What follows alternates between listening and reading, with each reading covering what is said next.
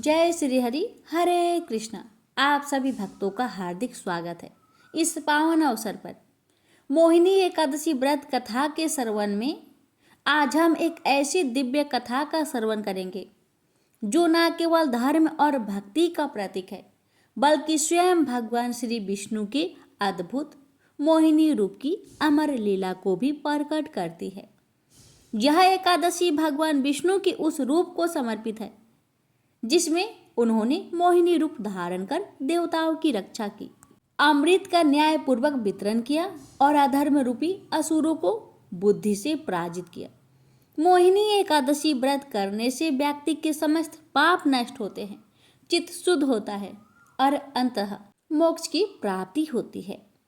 कथा का श्रवण करना व्रत का पालन करने जितना ही फलदायी माना जाता है। तो आइए हम श्रद्धा और भक्ति के साथ इस पुण्य कथा का श्रवण करें और विष्णु भगवान के चरणों में अपना मन को अर्पित करें। भक्तों, वैशाख महीने के शुक्ला पक्ष की इस एकादशी को भगवान के पुरुषोत्तम यानी राम की पूजा का विधान है। भगवान की प्रतिमा को स्नान आदि करा उत्तम वस्त्र पहनाना, उच्च आसन पर बैठकर आरती उतारनी चाहिए और मीठे फलों से भोग लगाने चाहिए। तत्पश्चात प्रसाद वितरित कर ब्राह्मणों को भोजन तथा दान दक्षिणा देनी चाहिए। रात्रि में भगवान का कीर्तन करते हुए मूर्ति के समीप ही पृथ्वी पर शयन करना चाहिए। इस व्रत के करने से निंदित कर्मों के पाप से छुटकारा मिल जाता है। तो आइए प्यारे भक्तों, हम कथा की शुरुआत करते हैं भगवान श्री राम के साथ। प्रेम से बोलिए जय श्री राम। बहुत साल पहले की बात है। भोला भाला युवक था, आनंद। दिन भर कोई काम नहीं करता, बस खाता ही रहता और सोए रहता। घर वालों ने कहा, चलो जाओ निकलो घर से, कोई काम धाम करते नहीं हो, बस पड़े रहते हो। वह घर से निकलकर यूं ही भटकते हुए एक आश्रम पहुंचा। वहां उसने देखा कि एक गुरुजी हैं। उनके शिष्य कोई काम नहीं करते, बस मंदिर की पूजा करते हैं। उसने मन में सोचा, यह बढ़िया है, कोई काम धाम नहीं, बस पूजा ही तो करना है। गुरुजी के पास जाकर पूछा, क्या मैं यहाँ रह सकता हूँ? गुरुजी बोले, हाँ हाँ, क्यों नहीं, लेकिन मैं कोई काम नहीं कर सकता हूँ। गुरुजी बोले, कोई काम नहीं करना है, बस पूजा करना होगा। आनंद बोला, ठीक है, वह तो मैं कर लूँगा। अब आनंद महाराज आश्रम में रहने लगे। ना कोई काम ना कोई धाम, बस सारा दिन खाते रहो और प्रभु भक्ति में भजन गाते रहो। महीना भर हो गया। फिर एक दिन आई एकादशी। उसने रसोई में जाकर देखा, खाने की कोई तैयारी नहीं। उसने गुरुजी से पूछा, आज खाना नहीं बनेगा क्या? गुरुजी ने कहा, नहीं, आज तो एकादशी है, तुम्हारा भी उपवास है। उसने कहा, नहीं, अगर हमने उपवास कर लिया तो कल का दिन हम नहीं देख पाएंगे। हम नहीं कर सकते उपवास, हमें तो भूख लगती है। आपने पहले क्यों नहीं बताया? गुरुजी ने कहा, ठीक है, तुम ना करो उपवास, पर खाना भी तुम्हारे लिए कोई और नहीं बनाएगा, तुम खुद बना लो। बेचारा मरता क्या ना करता। गया रसोई में। गुरुजी फिर आए, देखो, अगर तुम खाना बना लो तो राम जी को भोग जरूर लगा लेना और नदी के उस पार जाकर बना लो रसोई। ठीक है। लकड़ी, आटा, तेल, घी, सब्जी लेकर आनंद महाराज चले गए। जैसा तैसा खाना भी बनाया। खाने लगा तो याद आया, गुरुजी ने कहा था कि राम जी को भोग लगाना है। लगा भजन गाने, आओ मेरे राम जी भोग लगाओ जी, प्रभु राम आइए, श्री राम आइए, मेरे भोजन का भोग लगाइए। कोई ना आया तो बेचैन हो गया कि यहाँ तो भूख लग रही है और राम जी आ ही नहीं रहे। भोला मानस जानता नहीं था कि प्रभु साक्षात तो आएंगे नहीं, पर गुरुजी की बात मानना जरूरी है। फिर उसने कहा, देखो प्रभु राम जी, मैं समझ गया कि आप क्यों नहीं आ रहे हैं। मैंने रूखा सूखा बनाया है और आपको तरमाल खाने की आदत है, इसलिए नहीं आ रहे हैं। ऐसी बात है तो सुनो प्रभु जी, आज वहाँ भी कुछ नहीं बना है, सबको एकादशी है। खाना हो तो यह भोग ही खा लो। श्री राम अपने भक्त की सरलता पर बड़े मुस्कुराए और माता सीता के साथ प्रकट हो गए। भक्त असमंजस में, गुरुजी ने तो कहा था कि राम जी आएंगे, पर यहाँ तो माता सीता भी आई है और मैंने तो भोजन बस 2 लोगों का बनाया है। चलो कोई बात नहीं, आज इन्हें ही खिला देते हैं। बोला प्रभु, मैं भूखा रह गया, लेकिन मुझे आप दोनों को देखकर बड़ा अच्छा लग रहा है। लेकिन अगली एकादशी पर ऐसा ना करना, पहले बता देना कि आप कितने जन आ रहे हो, और हाँ, थोड़ा जल्दी आ जाना। राम जी उसकी बात पर बड़े मुंदित हुए, प्रसाद ग्रहण कर चले गए। अगली एकादशी तक यह भोला मानस सब भूल गया। उसे लगा प्रभु ऐसे ही आते होंगे और प्रसाद ग्रहण करते होंगे। फिर एकादशी आई। गुरुजी से कहा, मैं चला अपना खाना बनाने, पर गुरुजी थोड़ा ज़्यादा अनाज लगेगा, वहाँ 2 लोग आते हैं। गुरुजी मुस्कुराए, भूख के मारे बावला है, ठीक है ले जा और अनाज ले जा। आपकी बार उसने 3 लोगों का खाना बनाया। फिर गुहार लगाई, प्रभु राम आइए, सीता राम आइए, मेरे भोजन का भोग लगाइए। प्रभु की महिमा भी निराली है। भक्त के साथ कौतुक करने में उनको बड़ा ही मजा आता है। इस बार वे अपने भाई लक्ष्मण, भरत, शत्रुघ्न और हनुमान जी को लेकर आ गए। भक्त को चक्कर आ गया। यह क्या हुआ? 1 का भोजन बनाया तो 2 आए, आज 2 का खाना ज्यादा बनाया तो पूरा खानदान आ गया। लगता है आज भी भूखा ही रहना पड़ेगा। सबका भोजन लगाया और बैठे बैठे देखता रहा। अनजाने ही उसकी भी एकादशी हो गई। फिर अगली एकादशी आने से पहले गुरुजी से कहा, गुरुजी ये आपके प्रभु राम जी अकेले क्यों नहीं आते? हर बार कितने सारे लोग ले आते हैं, इस बार अनाज ज़्यादा देना। गुरुजी को लगा कहीं यह अनाज बेचता तो नहीं, देखना पड़ेगा जाकर। भंडार में कहा, इसे जितना अनाज चाहिए दे दो, और छुप कर उसे देखने चल पड़े। इस बार आनंद ने सोचा, खाना पहले नहीं बनाऊंगा, पता नहीं कितने लोग आ जाए, पहले बुला लेता हूँ फिर बनाता हूँ। फिर टेर लगाई, प्रभु राम आइए, श्री राम आइए, मेरे भोजन का भोग लगाइए। सारा राम दरबार मौजूद। इस बार तो हनुमान जी भी साथ आए, लेकिन ये क्या, प्रसाद तो तैयार ही नहीं है। भक्त ठहरा भोला भाला, बोला प्रभु इस बार मैंने खाना नहीं बनाया। प्रभु ने पूछा क्यों? बोला मुझे मिलेगा तो है नहीं, फिर क्या फायदा बनाने का, आप ही बना लो और खुद ही खा लो। राम जी मुस्कुराए, सीता माता भी गदगद हो गई उसके मासूम जवाब से। लक्ष्मण जी बोले क्या करे प्रभु? प्रभु बोले भक्त की इच्छा है, पूरी तो करनी पड़ेगी, चलो लग जाओ काम से। लक्ष्मण जी ने लकड़ी उठाई, माता सीता आटा सानने लगी। भक्त एक तरफ बैठकर देखता रहा।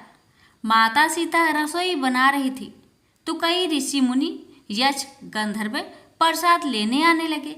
इधर गुरुजी ने देखा खाना तो बना नहीं, भक्त एक कोने में बैठा है। पूछा बेटा क्या बात है, खाना क्यों नहीं बनाया? बोला अच्छा किया गुरुजी आप आ गए, देखिए कितने लोग आते हैं प्रभु के साथ। गुरुजी बोले मुझे तो कुछ नहीं दिख रहा तुम्हारे और अनाज के सिवा। भक्त ने माथा पकड़ लिया, एक तो इतनी मेहनत करवाते हैं प्रभु, भूखा भी रखते हैं और ऊपर से गुरुजी को दिख भी नहीं रहे, यह और बड़ी मुसीबत है। प्रभु से कहा आप गुरुजी को क्यों नहीं दिख रहे हैं? प्रभु बोले मैं उन्हें नहीं दिख सकता। भक्त बोला क्यों? वो तो बड़े पंडित है, ज्ञानी है, विद्वान है, उन्हें तो बहुत कुछ आता है, उनको क्यों नहीं दिखते आप? प्रभु बोले, माना कि उनको सब आता है, पर वे सरल नहीं है तुम्हारी तरह, इसलिए उनको नहीं दिख सकता। आनंद ने गुरु जी से कहा, गुरु जी, प्रभु कह रहे हैं आप सरल नहीं है, इसलिए आपको नहीं दिखेंगे। गुरु जी रोने लगे। वाकई मैंने सब कुछ पाया, पर सरलता नहीं पा सका तुम्हारी तरह। और प्रभु तो मन की सरलता से ही मिलते हैं। प्रभु प्रकट हो गए और गुरु जी को भी दर्शन दिए। इस तरह एक भक्त के कहने पर प्रभु ने रसोई भी बनाई। प्रेम से बोलिए सीताराम की जय, लक्ष्मी नारायण की जय। मोहिनी एकादशी की व्रत कथा। धर्मराज युधिष्ठिर कहने लगे कि हे कृष्ण, वैशाख महीने की शुक्ला पक्ष की एकादशी का क्या नाम है तथा उसकी कथा क्या है? इस व्रत की क्या विधि है? ये सब विस्तार पूर्वक बताइए। श्री कृष्ण भगवान कहने लगे कि हे धर्मराज, मैं आपसे एक कथा कहता हूँ जिसे महर्षि वशिष्ठ ने श्री रामचंद्र जी से कही थी। एक समय श्री राम बोले कि हे गुरुदेव, कोई ऐसा व्रत बताइए जिससे समस्त पाप और दुख का नाश हो जाए। मैंने सीता जी के वियोग में बहुत दुख भोगे हैं। महर्षि वशिष्ठ बोले, हे राम, आपने बहुत सुंदर प्रश्न किया है। आपकी बुद्धि अत्यंत शुद्ध तथा पवित्र है। यद्यपि आपका नाम स्मरण करने से मनुष्य पवित्र और शुद्ध हो जाता है, तो भी लोकहित में यह प्रश्न अच्छा है। वैशाख मास में जो एकादशी आती है उसका नाम मोहिनी एकादशी है। इस व्रत को करने से मनुष्य सब पापों तथा दुखों से छूटकर मोहजाल से मुक्त हो जाता है। मैं इसकी कथा कहता हूँ, ध्यान पूर्वक सुनो। सरस्वती नदी के तट पर भद्रावती नाम की एक नगरी में धूतिमान नामक चंद्रवंशी राजा राज करता था। वह धन धान्य से संपन्न व पुण्यवान धनपाल नामक वैश्य भी रहता था। वह अत्यंत धर्मालु और विष्णु भक्त था।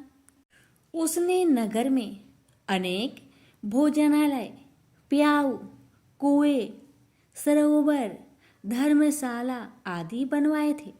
सड़कों पर आम, जामुन, नीम आदि के अनेक वृक्ष लगवाए थे। उसके 5 पुत्र थे, सुमना, सतबुद्धि, मेधावी, सुकृति और धृष्ट बुद्धि। इन्हीं कारणों से त्रस्त होकर पिता ने उसे घर से निकाल दिया था। घर से बाहर निकलने के बाद वह अपने गहने कपड़े बेचकर अपना निर्वाह करने लगा। जब सब कुछ नष्ट हो गया तो वैश्य और दुराचारी साथियों ने उसका साथ छोड़ दिया। अब वह भूख प्यास से अति दुखी रहने लगा। कोई सहारा ना देकर वह चोरी करना सीख गया।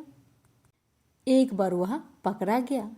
वैश्य का पुत्र जानकर चेतावनी देकर छोड़ दिया गया, मगर दूसरी बार फिर पकड़ में आ गया। राज आज्ञा से इस बार उसे कारागार में डाल दिया गया। कारागार में उसे अत्यंत दुख दिए गए। बाद में राजा ने उसे नगरी से निकल जाने के लिए कहा। वह नगरी से निकल वन में चला गया। वह वन में पशु पंछियों को मार कर खाने लगा।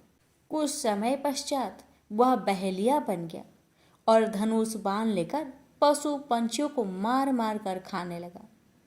एक दिन भूख प्यास से व्यथित होकर वह खाने की तलाश में घूमता हुआ कौंडिन्य ऋषि के आश्रम में पहुंच गया। उस समय वैशाख मास था और ऋषि गंगा स्नान कर आ रहे थे। उनके भीगे वस्त्र को छींटे उस पर पड़ने से उसे कुछ सद्बुद्धि प्राप्त हुई। वह कौंडिन्य मुनि से हाथ जोड़कर कहने लगा, हे मुनि, मैंने जीवन में बहुत पाप किए हैं। आप इन पापों से छूटने का कोई साधारण बिना धन का उपाय बताइए। उसके दीन वचन सुनकर मुनि ने प्रसन्न होकर कहा, तुम वैशाख शुक्ल की मोहिनी नामक एकादशी व्रत करो, इससे समस्त पाप नष्ट हो जाएंगे। मुनि के वचन सुनकर वह अत्यंत प्रसन्न हुआ और उनके द्वारा बताई गई विधि के अनुसार व्रत किया। हे राम, इस व्रत के प्रभाव से उसके सब पाप नष्ट हो गए और अंत में वह गरुड़ पर बैठकर विष्णु लोक को गया। इस व्रत से मोह आदि सब नष्ट हो जाते हैं। संसार में इस व्रत से श्रेष्ठ कोई व्रत नहीं। इसके महात्म्य को पढ़ने से अथवा सुनने से 1000 गौदान का फल प्राप्त होता है। प्रेम से बोली जय श्री हरि। एकादशी माता की कथा प्राचीन समय की बात है। सतयुग में मुर नामक दानव रहता था।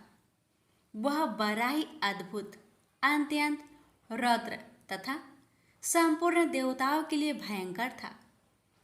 उस काल रूपधारी दुरात्मा महासुर ने इंद्र को भी जीत लिया था। संपूर्ण देवता उससे परास्त होकर स्वर्ग से निकाले जा चुके थे और शंकित तथा भयभीत होकर पृथ्वी पर विचरा करते थे। एक दिन सब देवता महादेव जी के पास गए। वहां इंद्र ने भगवान शिव के आगे सारा हाल कह सुनाया। इंद्र बोले, महेश्वर, ये देवता स्वर्ग लोक से निकाले जाने के बाद पृथ्वी पर विचर रहे हैं। मनुष्यों के बीच रहना इन्हें शोभा नहीं देता। देव, कोई उपाय बतलाइए। देवता किसका सहारा ले? महादेव जी ने कहा, देवराज, जहाँ सबको शरण देने वाले, सबकी रक्षा में तत्पर रहने वाले जगत के स्वामी भगवान गरुड़ ध्वज विराजमान हैं, वहाँ जाओ। वे तुम लोगों की रक्षा करेंगे।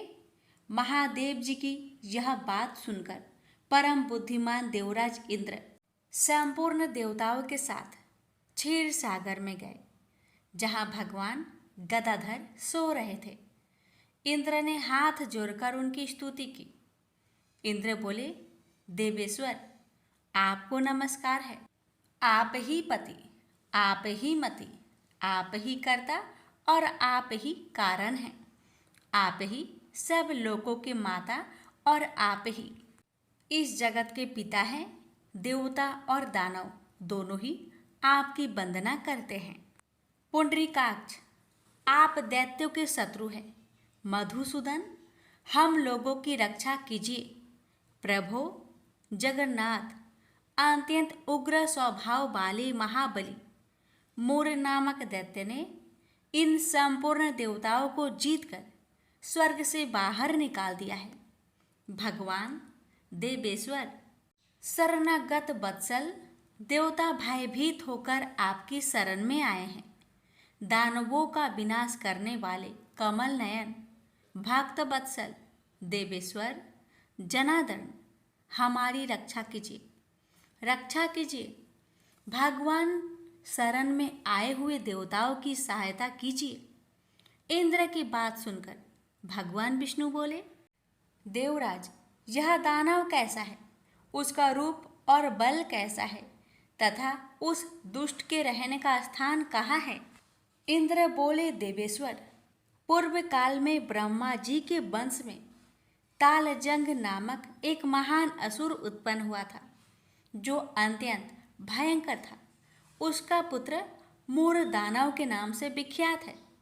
वह भी अत्यंत उत्कट, महापराक्रमी और देवताओं के लिए भयंकर है। चंद्रावती नाम से प्रसिद्ध एक नगरी है, उसी में स्थान बनाकर वह निवास करता है। उस दैत्य ने समस्त देवताओं को परास्त करके उन्हें स्वर्गलोक से बाहर कर दिया है। उसने एक दूसरे ही इंद्र को स्वर्ग के सिंहासन पर बैठाया है। अग्नि, चंद्रमा, सूर्य, वायु तथा वरुण भी उसने दूसरे ही बनाए हैं। जनार्दन, मैं सच्ची बात बता रहा हूँ, उसने सब कोई दूसरे ही कर लिए हैं। देवताओं को तो उसने उनके प्रत्येक स्थान से वंचित कर दिया है। इंद्र की यह बात सुनकर भगवान जनार्दन को बड़ा क्रोध आया। उन्होंने देवताओं को साथ लेकर चंद्रावती नगर में प्रवेश किया। भगवान गदाधर ने देखा कि दैत्यराज बारंबार गर्जना कर रहा है और उससे परास्त होकर संपूर्ण देवता दसों दिशाओं में भाग रहे हैं। अब वह दानव भगवान विष्णु को देखकर बोला, खड़ा रहा, खड़ा रहा। उसकी यह ललकार सुनकर भगवान के नेत्र क्रोध से लाल हो गए। वे बोले, अरे दुराचारी दानव, मेरी इन भुजाओं को देख। यह कहकर श्री विष्णु ने अपने दिव्य बाणों से सामने आए हुए दुष्ट दानव को मारना आरंभ किया। दानव भय से विहल हो उठे। पांडुनंदन, तत्पश्चात श्री विष्णु ने दैत्य सेना पर चक्र का प्रहार किया। उससे छिन्न भिन्न होकर सैकड़ों योद्धा मौत के मुख में चले गए। इसके बाद भगवान मधुसूदन बद्रिका आश्रम को चले गए। वहाँ सिंहावती नाम की गुफा थी जो 12 योजन लंबी थी। उस गुफा में एक ही दरवाजा था। भगवान विष्णु उसी में सो गए। वह दानव मूर्ख भगवान को मार डालने के उद्योग में उनके पीछे पीछे तो लगा ही था।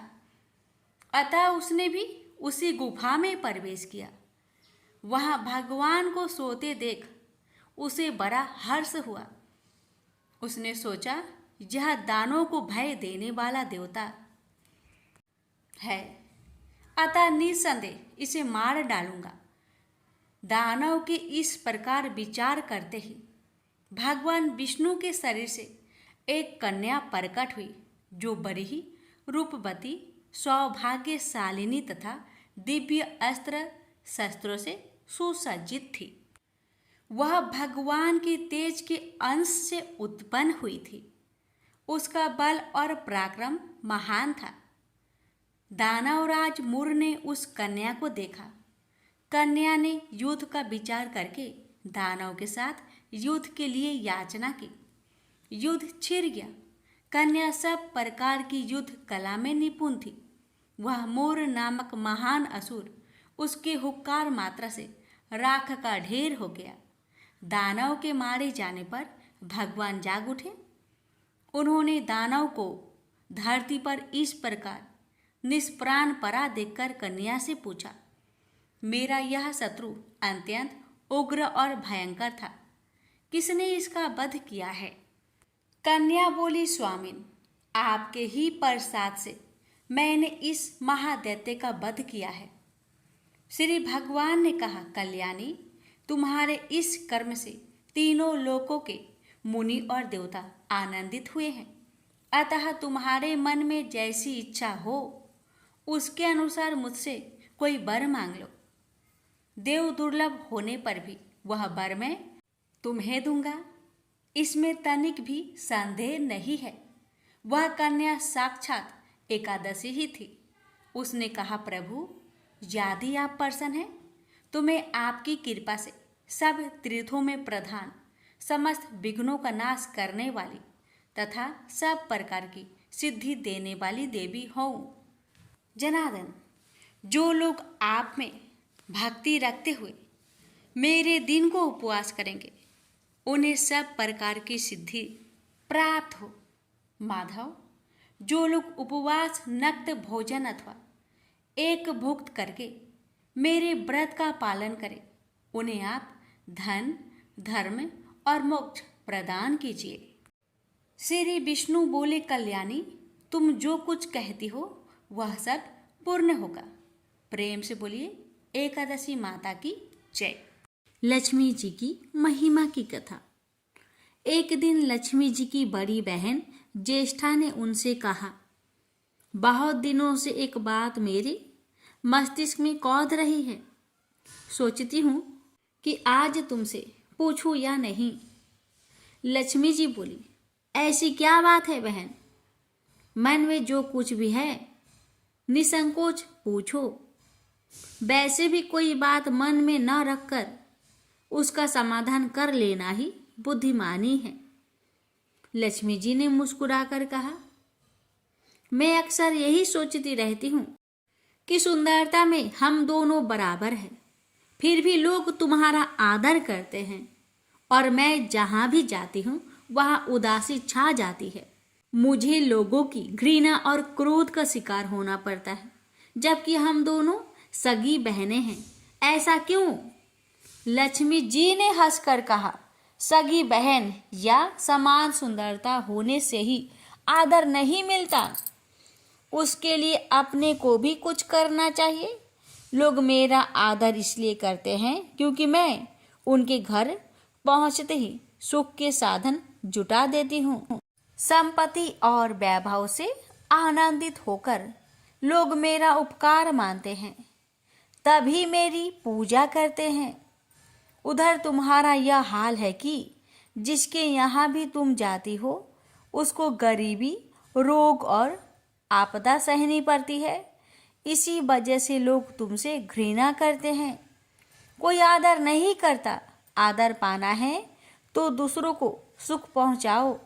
ज्येष्ठा को लक्ष्मी जी की बात चुभ गई। उन्हें लगा कि लक्ष्मी को अपनी महिमा का अभिमान हो गया है।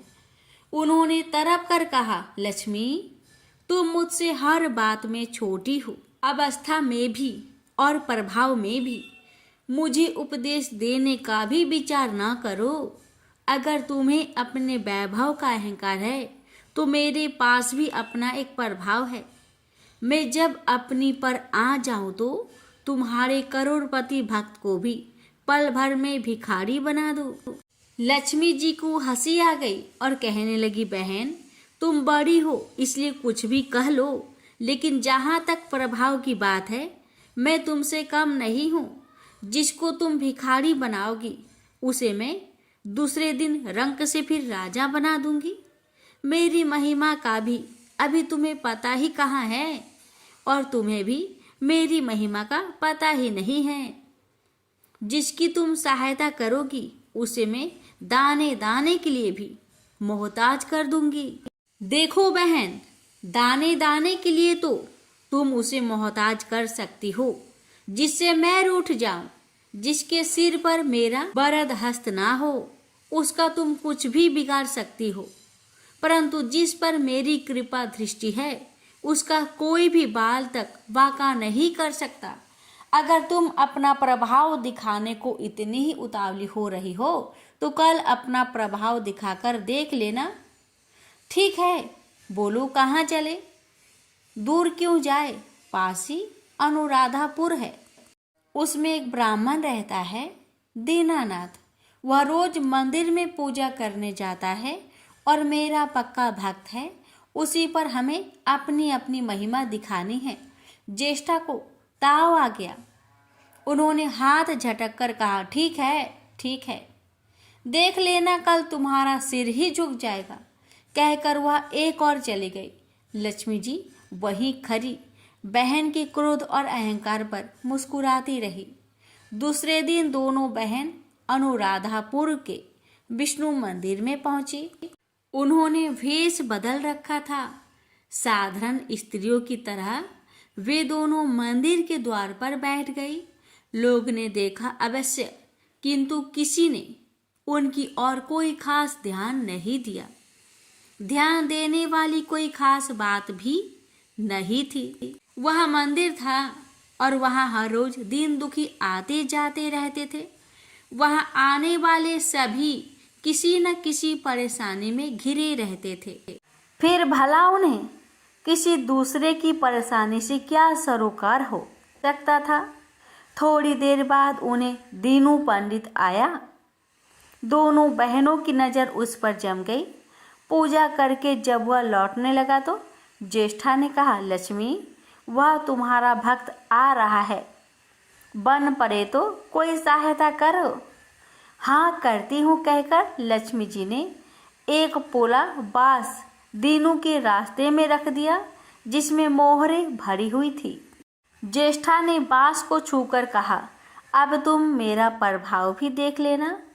पूजा करके लौट रहे दीनू ने रास्ते में पड़ा हुआ वह बांस का टुकड़ा उठा लिया। उसका विचार था कि वह किसी न किसी काम में आ जाएगा।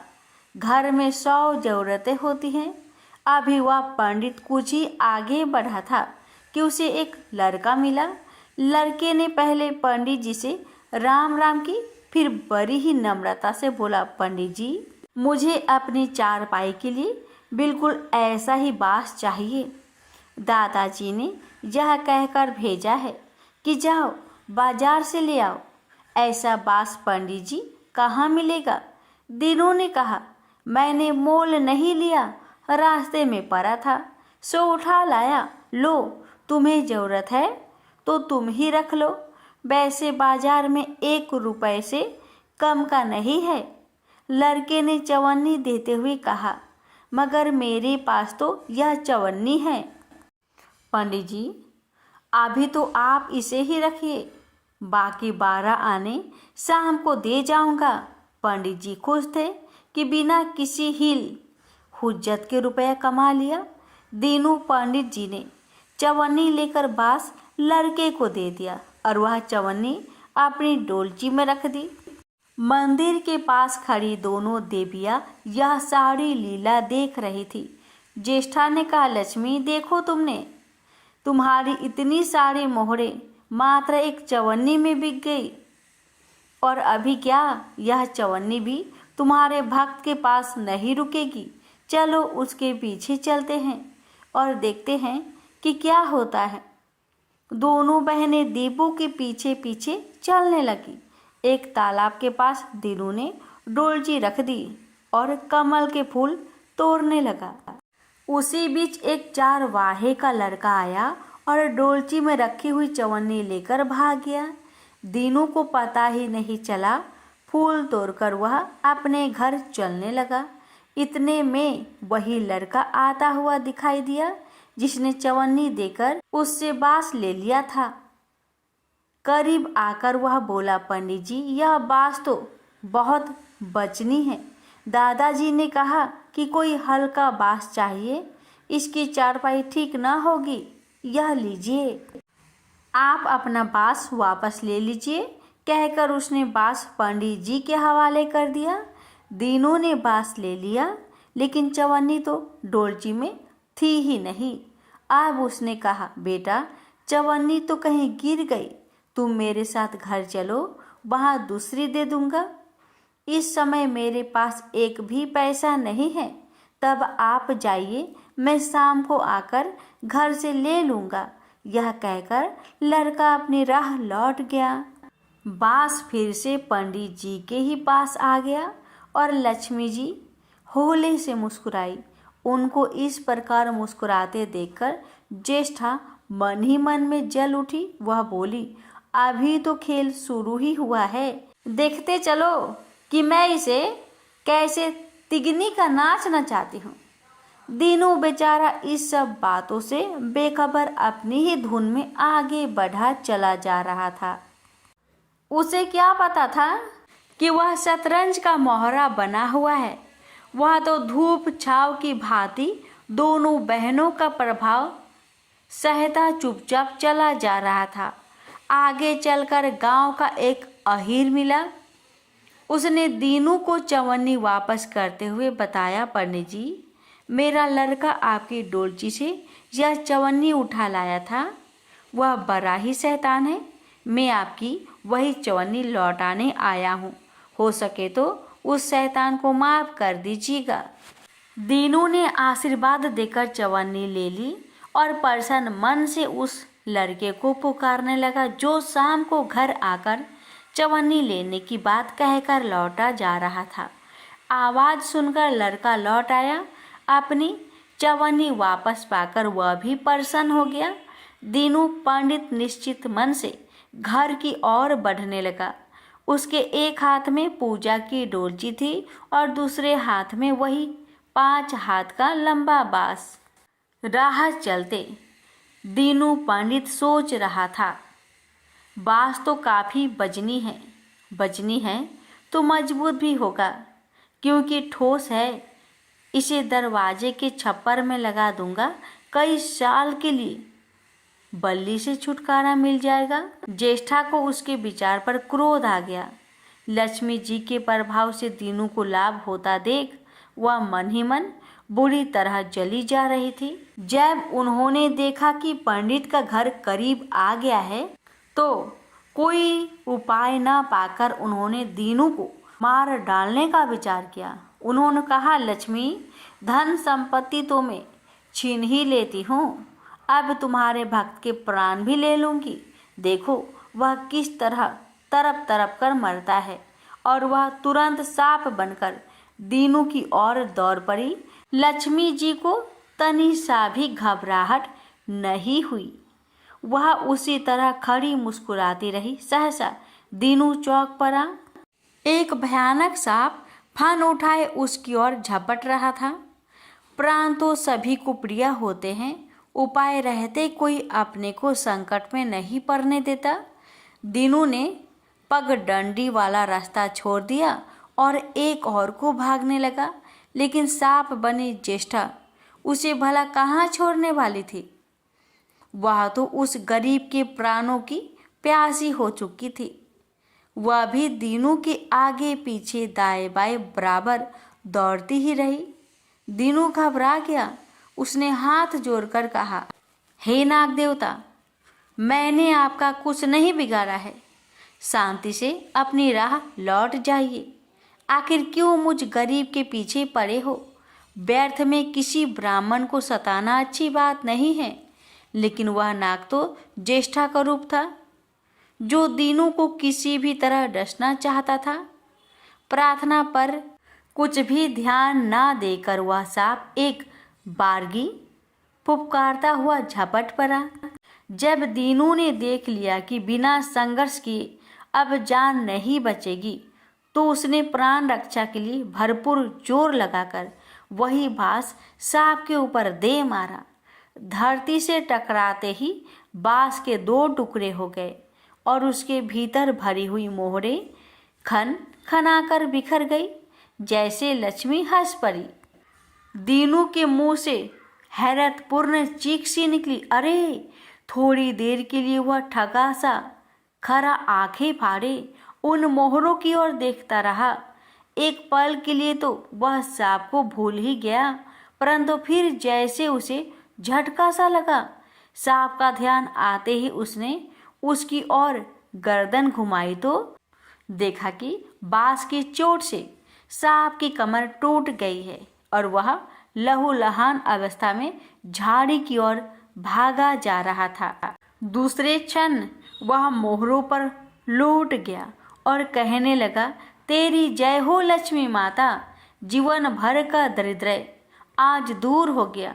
तेरी महिमा कौन जान सकता है। चलो अब घर में बैठकर तुम्हारी पूजा आरती करूँगा। और फिर जल्दी जल्दी उसने सारी मोहरे अंगोछे में बांध दी और लंबे लंबे कदमों से घर की ओर चल दिया। पीछे एक पेड़ की छाया में खड़ी लक्ष्मी अपनी बहन ज्येष्ठा से मुस्कुराकर पूछ रही थी, कहो बहन, सच बताना, बड़प्पन की था मिली की अभी नहीं? बड़प्पन किसी को कुछ देने में ही है, उसे छीनने में नहीं। ज्येष्ठा ने कोई उत्तर नहीं दिया। वह चुपचाप उदास खड़ी रही। लक्ष्मी जी ने उनका हाथ पकड़कर कहा, फिर भी हम दोनों बहनें हैं, जहाँ रहेंगी साथ ही रहेंगी। आओ अब चले। प्यारे भक्तों, तो ये थी लक्ष्मी जी की महिमा की कथा। प्रेम से बोलिए महालक्ष्मी माता की जय। बृहस्पतिवार व्रत कथा। प्राचीन काल में एक ब्राह्मण रहता था। वह बहुत निर्धन था। उसके कोई संतान नहीं थी। उसकी स्त्री बहुत मलिनता के साथ रहती थी। वह स्नान न करती। इससे ब्राह्मण देवता बड़े दुखी थे। बेचारे बहुत कुछ कहते थे, किंतु उसका कुछ परिणाम न निकला। भगवान की कृपा से ब्राह्मण की स्त्री के कन्या रूपी रत्न पैदा हुआ। कन्या बड़ी होने पर प्रता स्नान करके विष्णु भगवान का जाप हुआ। बृहस्पतिवार का व्रत करने लगी। अपने पूजन पाठ को समाप्त करके विद्यालय जाती तो अपनी मुट्ठी में जौ भर के ले जाती और पाठशाला के मार्ग में डालती जाती। जब ये जौ स्वर्ण के हो जाते, लौटते समय उनको बीनकर अपने घर ले आती थी। एक दिन वह बालिका सूप में उस सोने की जौ को फटक कर साफ कर रही थी कि उसके माता ने देख लिया और कहा, हे बेटी, सोने की जौ के लिए सोने का सूप होना चाहिए। दूसरे दिन बृहस्पतिवार था।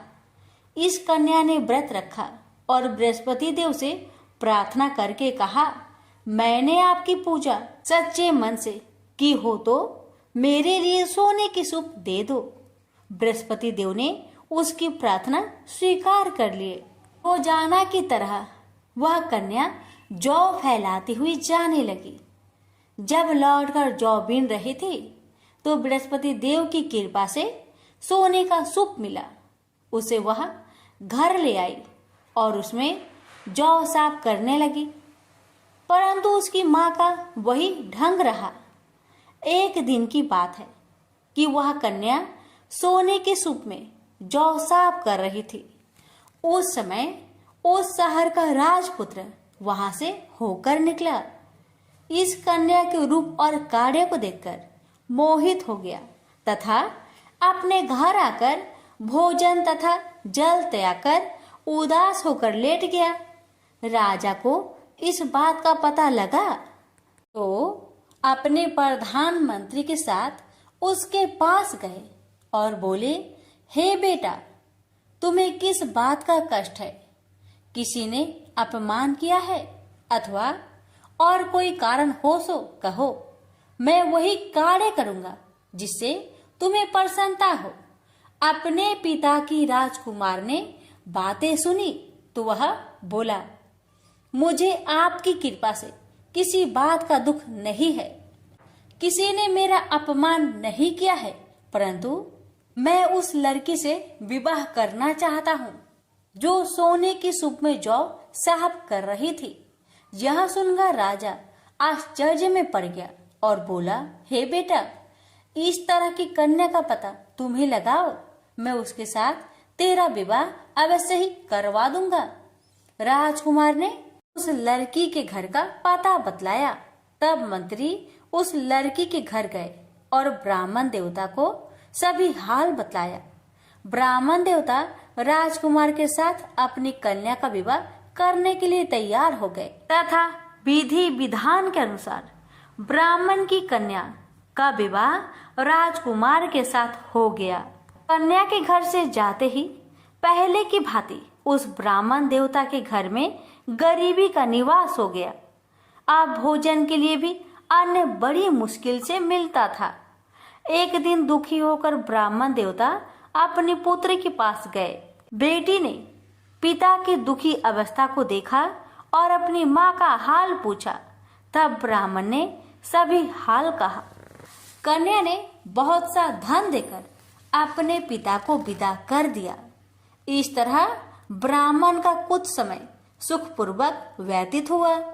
कुछ दिन बाद फिर वही हाल हो गया।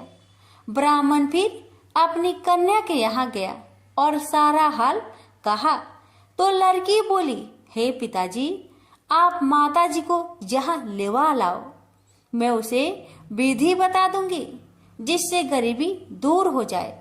वह ब्राह्मण देवता अपनी स्त्री को साथ लेकर पहुंचे तो अपनी माँ को समझाने लगी, हे माँ, तुम प्रातःकाल प्रथम स्नान आदि करके विष्णु भगवान का पूजन करो तो सब दरिद्रता दूर हो जाएगी।